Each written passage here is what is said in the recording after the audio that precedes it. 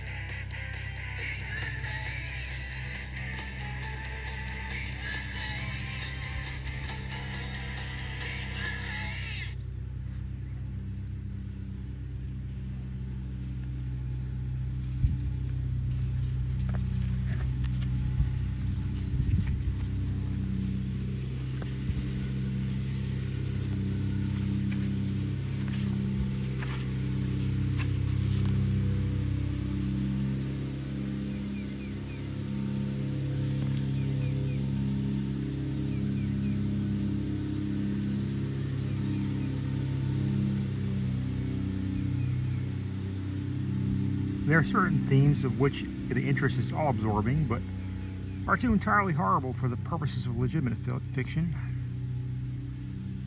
These are the mere romanticists must eschew. If you do not wish to offend or to disgust.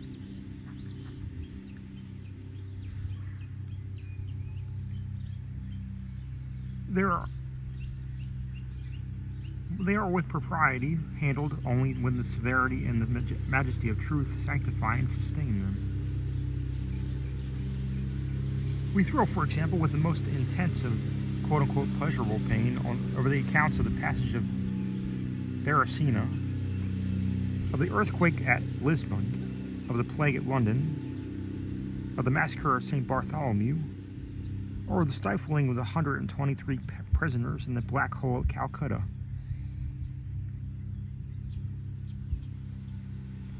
But in these accounts, it is the fact, it is the reality, it is the history which excites. As inventions, we should regard them with simple abhorrence. I have mentioned some few of the more prominent and august calamities on record, but in these it is the extent, not the less the character of the calamity, which so vividly impresses the fancy.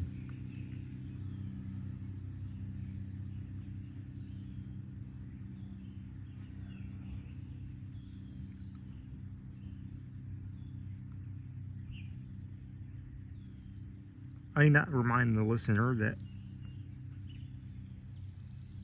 from the long and weird catalog of human miseries, I might have selected many individual instances more replete with essential suffering than any of these vast generalities of disaster. The true wretchedness, indeed, that the ultimate woe is particular, not diffuse. That the ghastly extremes of agony are endured by man, the unit, and never by man the mass. For this, let us thank a merciful God. To be buried while alive is beyond question the most terrible of these extremes which has ever fallen to the lot of mere mortality, that it has frequently, very frequently, so fallen will scarcely be denied by those who think. The boundaries which divide life from death are at best shadowy and vague. Who shall say where one ends and the other begins?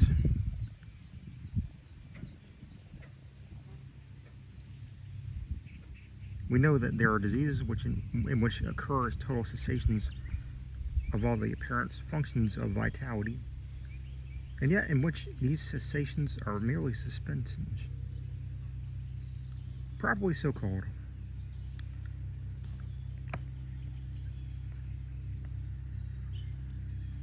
They are only temporary pauses in the incomprehensible mechanism. A certain period elapses and some unseen, mysterious principle again sets in motion the magic pinions and the wizard wheels. The silver cord was not ever loosed, forever loosed, nor the golden bowl irreparably broken. But where, meantime, was the soul? Apart, however, from the inevitable conclusion a priori that such causes must produce such effects, that the well-known occurrence of such cases of suspended animation must naturally give rise, then, now and then, to premature interments. Apart from this consideration, we have direct testimony of medical and ordinary experience to prove that a vast number of such interments have actually taken place. I must refer at once, if necessary, to 100 well-authenticated instances. One of very remarkable character, and of which the circumstances may be fresh in the memory of some of my readers, listeners, occurred not very long ago in the neighboring city of Baltimore, where it occasioned a painfully intense and widely extended excitement. The wife of one of the most respectable citizens, a lawyer of eminence and a member of Congress, was seized with a sudden and unaccountable illness which completely baffled the skill of her physicians. After much suffering, she died, or was supposed to die.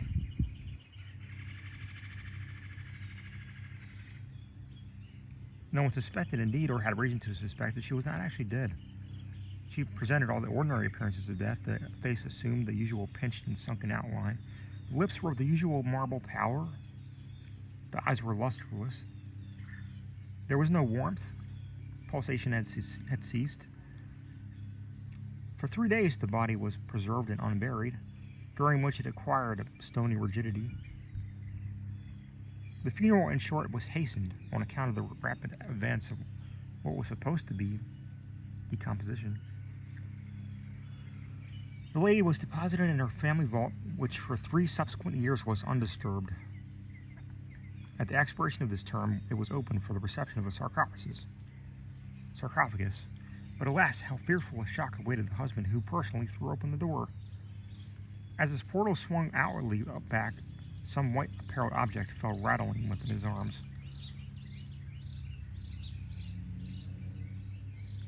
It was the skeleton of his wife and her yet unmolded shroud.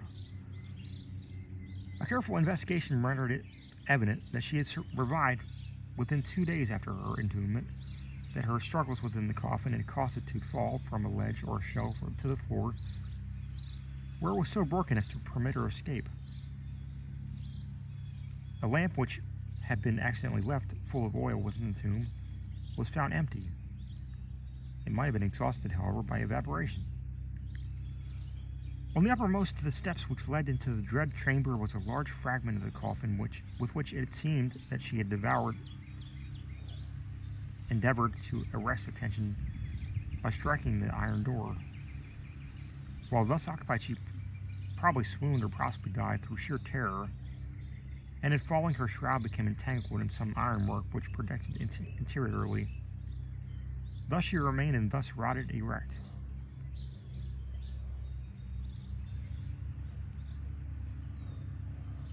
In the year 1810,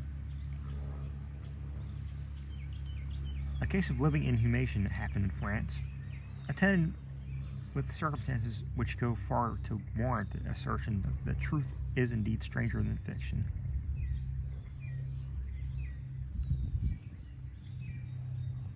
The heroine of the story was a Mademoiselle Victorine Lafourcade, a young girl of illustrious family of wealth and of great personal beauty. Among her numerous suitors was Julien Bousset, a poor literature or journalist of Paris. His talents and general amiability had recommended him to the notice of the heirs, by whom he seemed to have been truly beloved. But her pride of birth decided her finally to reject him, and to wed a Monsieur Raynal, a banker and a diplomatist of some eminence. After marriage, however, this gentleman neglected and perhaps even more positively ill-treated her. Having passed with some wretched years, he died.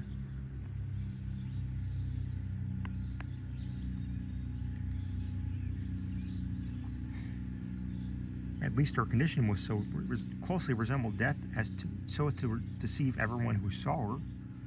She was buried not in a vault, but in an ordinary grave in the village of her nativity. Filled with despair and still inflamed by the memory of a profound attachment, the lover just journeys from the capital to the remote province in which the village lays,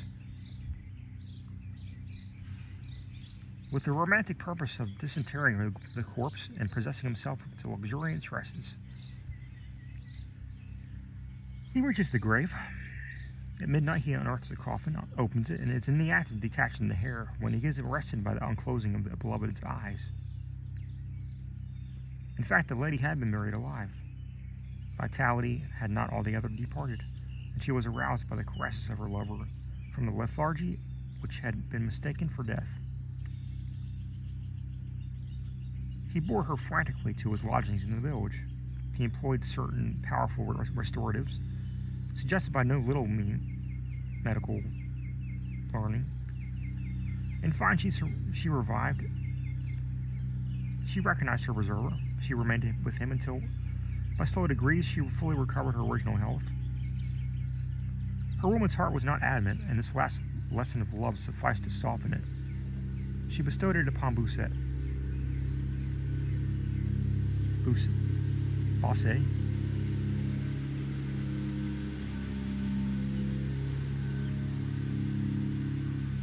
She returned no more to her husband, but concealing from him her resurrection, fled with her lover to America. 20 years afterward, the two returned to France in the persuasion that time had so greatly altered the lady's appearance that the friends would be unable to recognize her. They were mistaken, however, for the first meeting. Monsieur Raynal did actually recognize his made claim to his wife. This claim she resisted, and the judicial tribunal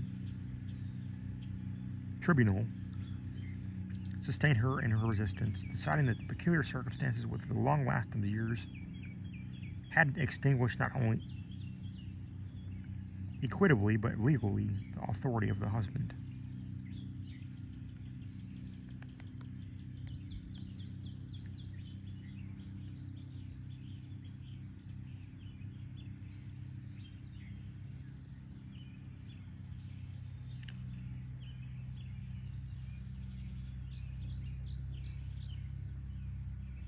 The Chirurgical Journal of Leipzig, a periodical of high authority and merit, which some American bookseller would do well to translate and republish, records in a late number a very distressing event of the character in question. An officer of artillery, a man of gigantic stature and of robust health, being thrown from an unimaginable horse, received a very severe contusion upon the head, which rendered him insensible at once. The skull was slightly fractured, but no immediate danger was apprehended. Trepanning was accomplished successfully. He was bled, and many other ordinary means of relief were adopted. Gradually, however, he fell into a more and more hopeless state of stupor, and finally it was thought that he died. The weather was warm.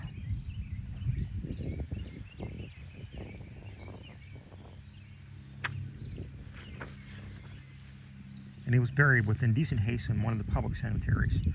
His funeral took place on Thursday. On the Sunday following, the grounds of the cemetery were as usual, much thronged with visitors, and about noon an intense excitement was created by the declaration of a peasant that, while sitting upon the grave of the officer, he had distinctly felt a commotion of the earth, as if occasioned by someone struggling beneath. At first, little attention was paid to the man's asseveration.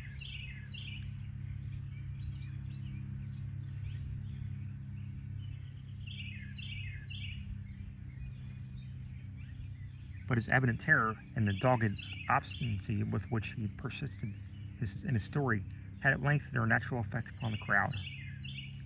Spades were hurriedly procured, and the grave, which was shamefully shallow, was in a few minutes so far thrown open that the head of its occupant appeared. He was then seemingly dead, but he sat nearly erect within its coffin, the lid of which, in his furious struggles, he had partially uplifted. He was forthwith conveyed to the nearest hospital and there pronounced to be still living, although in an asphytic condition. After some hours he revived, recognized some individuals of his acquaintance, and in broken sentences spoke of his agonies in the grave. From what he related, it was clear that he must have been conscious of life for more than an hour, while inhumed, before lapsing into insensibility. The grave was carelessly and loosely filled with an exceedingly porous soil, and thus some air was necessarily emitted. He heard the footsteps of the crowd overhead and endeavored to make himself heard in turn. It was the tumult within the grounds of the cemetery, he said, which appeared to awaken him from a deep sleep. But no sooner was he awake that he became fully aware of the awful horror of his position. This patient, it is recorded, was doing well. It seemed to be in a fair way of ultimate recovery, but fell a victim to the quackeries of medical experiment. The galvanic battery was applied, and he suddenly expired in one of those ecstatic paroxysms which occasionally it superinduces. The mention of the galvanic battery, nevertheless, recalls to my memory a well-known and very extraordinary case in point, where its action proved the means of restoring to animation a young attorney of London who had been interred for 2 days. This occurred in 1831 and created at the time a very profound sensation wherever it was made the subject of converse. The patient, Mr. Edward Stapleton, had died apparently with typhus fever, accompanied with some anomalous symptoms which had excited the curiosity of his medical attendants. Upon seeing his seemingly decease, his friends were requested to sanction a post-mortem examination, but declined to permit it. As often happens when such refusals are made, the practitioners resolved to disinter the body and dissect it at leisure in private. Arrangements were easily effected with some numerous corps of body snatchers with which London abounds, and upon the third night after the funeral, the supposed corpse was unearthed from a grave 8 feet deep and deposited in the operating chamber of one of the private hospitals. An incision of some extent had actually been made in the abdomen, when the fresh and undecayed appearance of the subject suggested an application of the battery. One experiment succeeded another, and the customary effects supervened, with nothing to characterize them in any respect, except upon 1 or 2 occasions a more than ordinary degree of lifelikeliness in the convulsive action. It grew late. The day was about to dawn, and it was thought expedient at length to proceed at once to the dissection. A student, however, was especially desirous of testing a theory of his own, and insisted upon applying the battery to one of the pectoral muscles. A rough gash was made, and a wire hastily brought in contact, when the patient, with a hurried but unconvulsive movement, arose from the table, stepped in the middle of the floor, gazed about him uneasily for a few seconds, and then spoke. What he said was unintelligible, but the words were uttered, and syllabification was distinct. Having spoken, he fell heavily to the floor. For some moments all were paralyzed with awe, but the urgency of the case soon restored them to the presence of mind. It was seen that Mr. Stapleton was alive, although in a swoon. Upon exhibition of either, he revived and was rapidly restored to health, and the society of his friends, from whom, however, all knowledge of his resuscitation was withheld, until a relapse was no longer to be apprehended. Their wonder, their rapturous astonishment may be conceived. The most thrilling peculiarity of this incident, nevertheless, is involved in what Mr. S. himself asserts. He declares that at no period was he altogether insensible, that dully and confusedly he was aware of everything which had happened to him. From the moment in which he was pronounced dead by his physicians, so that in which he fell swooning to the floor of the hospital. "I am alive," were the uncomprehended words, which, upon recognizing the locality of the dissecting room, he had endeavored in his extremity to utter. It were an easy matter to multiply such histories as this, but I forbear. For indeed, we have no need of such to establish the fact that premature interments occur. When we reflect how very rarely, from the nature of the case, we have it in our power to detect them, we must admit that there may frequently occur without our cognizance. Scarcely, in truth, is a graveyard ever encroached upon for any purpose to any great extent, that skeletons are not found in postures which suggest the most fearful of suspicions. Fearful indeed the suspicion, but more fearful the doom.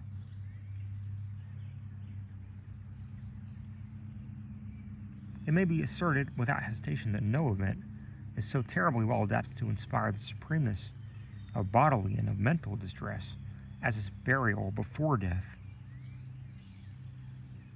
The unendurable oppression of the lungs, the stifling fumes of the damp earth, the clinging of the death garments, the rigid embrace of the narrow house, the blackness of the absolute night, the silence like a sea that overwhelms, the unseen but palpable presence of the conqueror worm.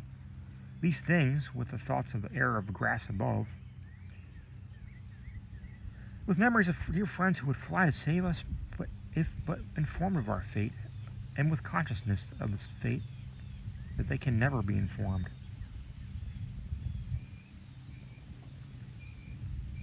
That our hopeless portion is that of the really dead. These considerations, I say, carry into the heart which still palpitates a degree of appalling and intolerable horror from which the most daring imagination must recoil. We know of nothing so agonizing upon earth, we can dream of nothing so hideous in the realms of the nethermost hell. And thus all narratives upon this topic have an interest profound, an interest nevertheless, which through the sacred awe of the topic itself, very properly and very peculiarly, depends upon our conviction of the truth of the matter narrated. What I have now to tell is of my own actual knowledge, of my own positive and personal experience.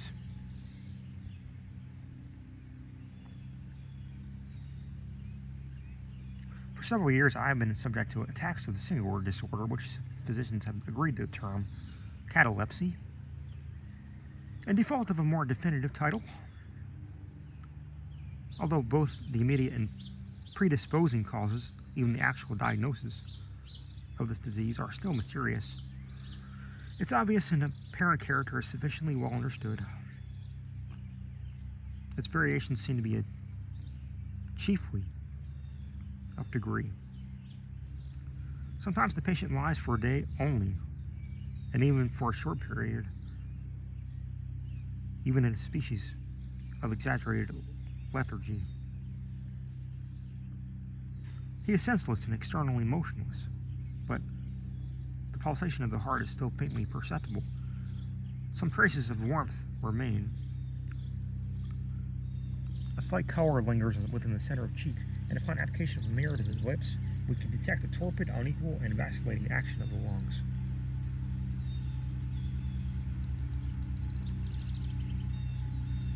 Then again, the duration of the trance is for weeks, even for months, while the closest scrutiny and the most rigorous medical tests fail to establish any material distinction between the state of the sufferer and what we conceive of absolute death. Very usually he is saved from premature interment solely by the knowledge of his friends that he has been previously subject to catalepsy, by the consequent suspicions excited, and above all, by the non-appearance of decay. The advances of the malady are luckily gradual. The first manifestations, although marked, are unequivocal.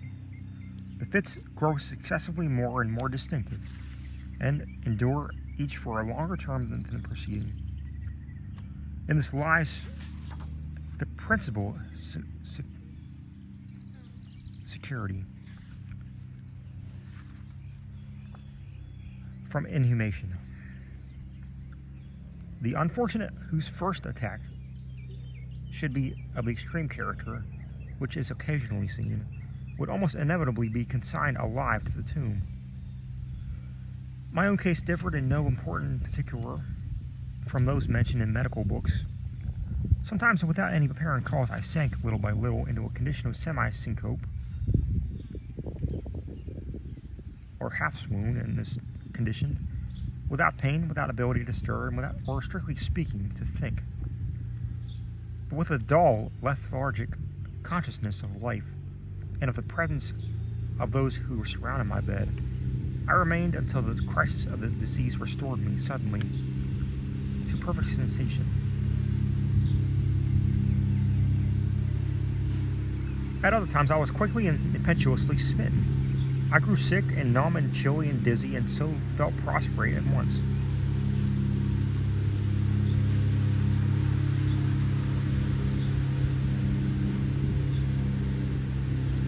Then for weeks all was void and black and silent, and nothing became the universe.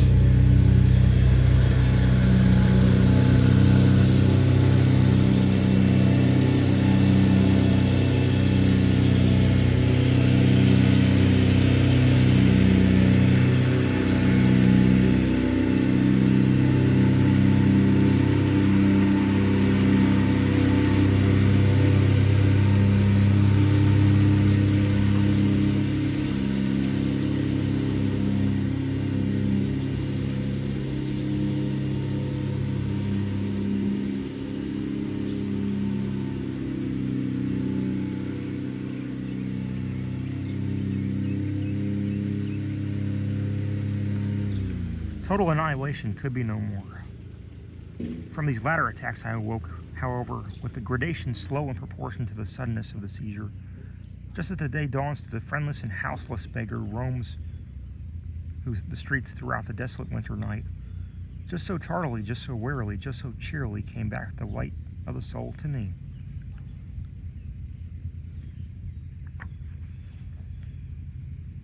Apart from the tendency to trance, however, my general health appeared to be good.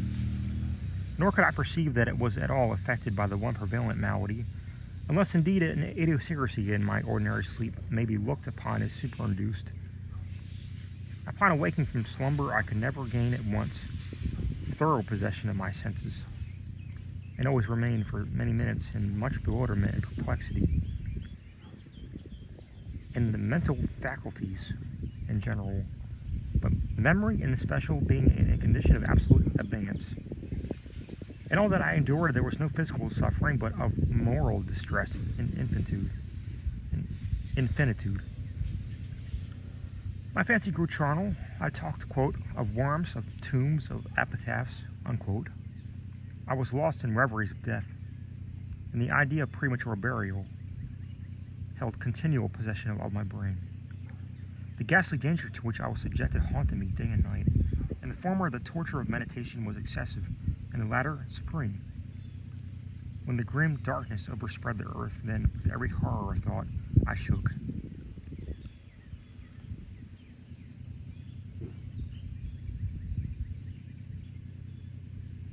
Shook as the quivering plumes upon the hearse. When nature could endure wakefulness no longer, it was with a struggle that I consented to sleep. For I shuddered to reflect that upon waking I might find myself the tenant of a grave. And when finally I sank into a slumber, it was only to rush at once into a world of phantasms, above which, with vast sable overshadowing wings, hovered predominant the one sepulchral idea. From the innumerable images of gloom which thus oppressed me in dreams, I selected for record but a solitary vision. Methought I was immersed in a cataleptic trance of more than usual duration and profundity. Suddenly there came an icy hand upon my forehead, and an impatient, gibbering voice whispered the word "arise" within my ear. I sat erect. The darkness was total. I could not see the figure of him who had aroused me. I could call to mind neither the period at which I had fallen into trance nor the locality in which I then lay. While I then remained motionless and very busied in endeavors to collect my thoughts, the cold hand grasped me fiercely by the wrist, shaking it petulantly, while the gibbering voice said again, "Arise! Did I not bid thee arise?" "And who," I demanded, "art thou?" "I have no name in the regions which I inhabit," replied the voice mournfully. "I was mortal, but am fiend. I was merciless, but am pitiful. Thou dost feel that I shudder. My teeth chatter as I speak. Yet it is not within the chilliness of the night without end. But this hideousness is insufferable. How canst thou tranquilly sleep? I cannot rest for the eyes, the cry of these great agonies. These sights are more than I can bear. Get thee up, come with me into the outer night, and let me unfold to thee the graves. Is not this a spectacle of woe? Behold!" I looked, and the unseen figure which still grasped me by the wrist had caused me to be thrown open the graves of all mankind, and from each issued the faint phosphoric radiance of decay, so that I could see into the innermost recesses, and there view the shrouded bodies in their sad and solemn slumbers with the worm. But alas, the real sleepers were fewer and by many millions than those who slumbered not at all. And there was a feeble struggling, and there was a general sad unrest. And from out the depths of the countless pits there came a melancholy rustling from the garments of the buried. And of those who seemed tranquilly to repose, I saw that a vast number had changed, and in a greater or less degree, the wretched and uneasy position in which they had originally been entombed. And the voice said to me again, as I gazed, "Is it not a pitiful sight?" Before I could find the words to reply, the figure had ceased to grasp my wrist. The phosphoric lights expired, and the graves were closed with a sudden violence, while from out them arose a tumult of despairing cries, saying again, "Is it not, oh God, is it not a very pitiful sight?"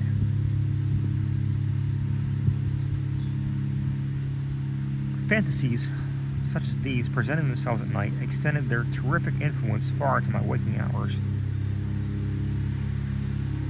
My nerves became thoroughly unstrung. I fell prey to perpetual horror. I hesitated to ride or to walk or to indulge in any exercise that will carry me home.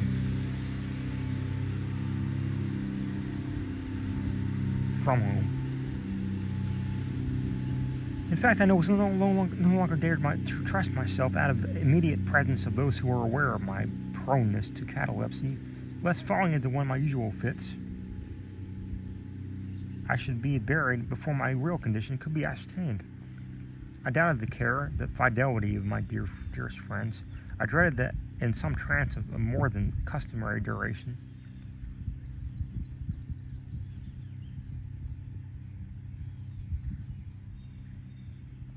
that they might be prevailed upon to regard me as irrecoverable. I even went so far as to fear that, as I occasioned much trouble, They might be glad to consider any protracted attack as sufficient excuse for getting rid of me altogether.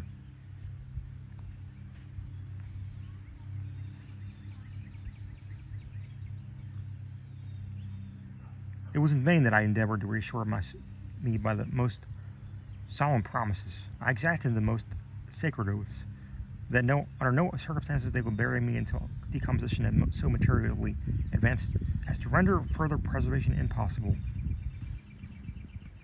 And even then my mortal terrors would listen to no reason, would accept no consolation. I re-entered into a series of elaborate precautions. Among them, other things, I had the family vault.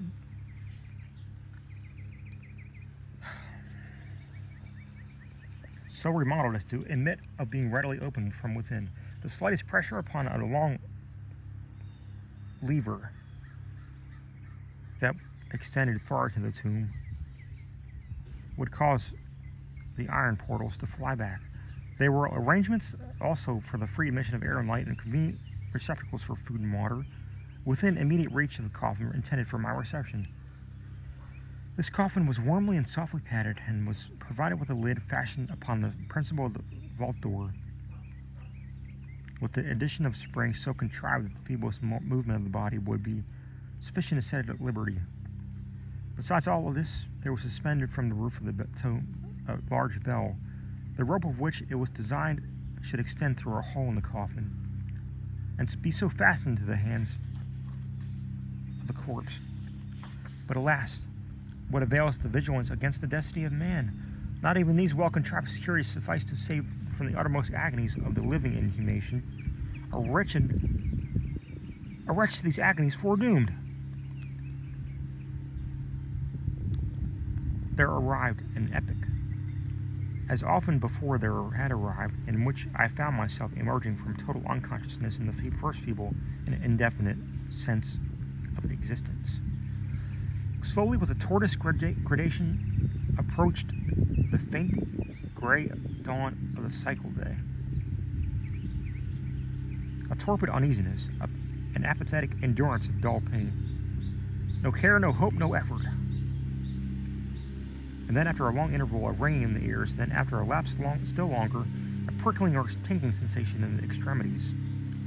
Then a seemingly eternal period of pleasurable quiescence, during which the awakening feeling are struggling into thought, then a brief resinking into non-entity, then a sudden recovery. At length, a slight quivering of an eyelid, and immediately thereupon, an electric shock of a terror, deadly and indefinite, which sends the blood in torrents from the temples to the heart. And then the first positive effort to think, and now the first endeavor to remember, and now a partial and evanescent success. And now the memory has so far regained its dominion that in some measure I am cognizant of my state. I feel that I am not awakening from ordinary sleep. I recollect that I have been subject to catalepsy, and now, at least, as by the rush of an ocean, my shuddering spirit is overwhelmed by the one grim danger, by the one spectral and ever-prevalent idea. For some minutes after this fancy possessed me, I remained without motion. And why? I could not summon courage to move. I dared not make the effort which was to satisfy me of my fate. And yet there was something at my heart which whispered me it was sure. Despair, such as no other species of wretchedness ever calls into being. Despair alone urged me, after long irresolution, to uplift the heavy lids of my eyes. I uplifted them. It was dark. All dark. I knew that this fit was over. I knew that the crisis of my disorder had long passed. I knew that I had now recovered the use of my visual faculties, and yet it was dark. All dark. The intense of the utter raylessness of the night that endureth forevermore. I endeavored to shriek, but my lips and my parched tongue moved convulsively together in an attempt when no voice issued from the cavernous lungs, which, oppressed as if by the weight of some incumbent mountain, gasped and palpitated with the heart in every elaborate and struggling inspiration. The movement of the jaws, in this effort to cry aloud, showed me that they were bound up, as is usual with the dead. I felt too that I lay upon some hard substance, and by something similar my sides were also closely compressed. So far I had not ventured to stir any of my limbs, but now I violently threw up my arms, which had now been lying at length with the wrists crossed. They struck a solid wooden substance, which extended above my person at an elevation not more than 6 inches from my face. I could no longer doubt that I was reposed within the coffin at last. And now, amid all my infinite miseries, came sweetly the cherub hope. For I thought of my precautions. I writhed, and I made spasmodic exertions to force open the lid. It would not move. I felt my wrist for the bell rope. It was not to be found. And now the comforter fled forever. And a still sterner despair reigned triumphant, for I could not help perceiving the absence of the paddings which I had so carefully prepared. And then, too, there came suddenly to my nostrils the strong, peculiar odor of moist earth.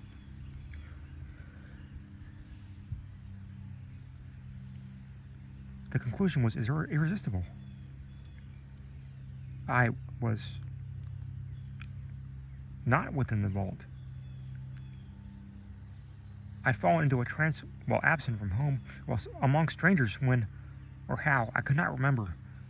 And it was they who buried me as a dog, nailed up in some common coffin, and thrust deep, deep forever.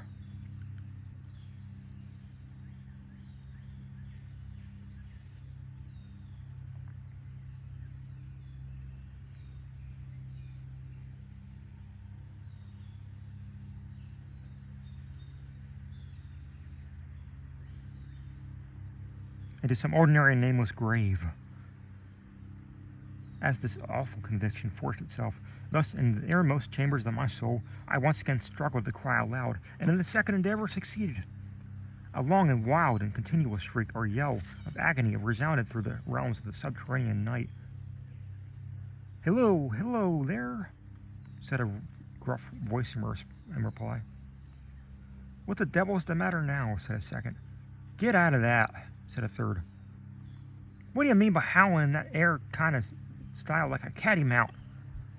said a fourth, and hereupon I was seized and shaken without ceremony for several minutes by a junto of very rough-looking individuals. They did not arouse me from my slumber, for I was wide awake when I screamed, but they restored me to my full possession of my memory. This adventure occurred near Richmond in Virginia.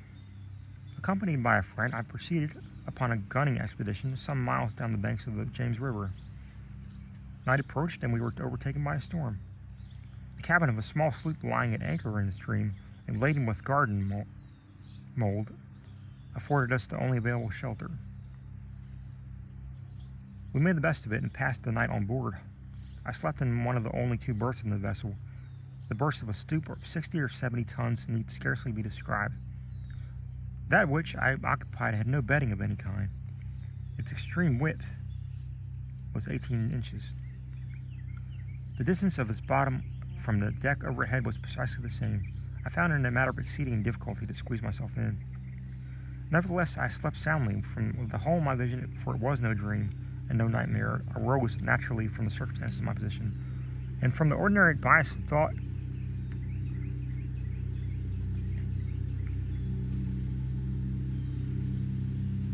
and from the difficulty to which I have alluded, of collecting my senses, and especially regaining my memory, for a long time after awaking from slumber. The men who shook me were of the crew of the sloop, and some laborers engaged to unload it. From the load itself came the earthy smell. The bandage about the jaws was a silk handkerchief into which I had bound up my head, in default of my customary nightcap. The tortures endured, however, were indubitably quite equal for the time to those of actual sepulture. They were inconceivably hideous, but out of evil proceeded good, for their excess wrought in my spirit an inevitable revulsion.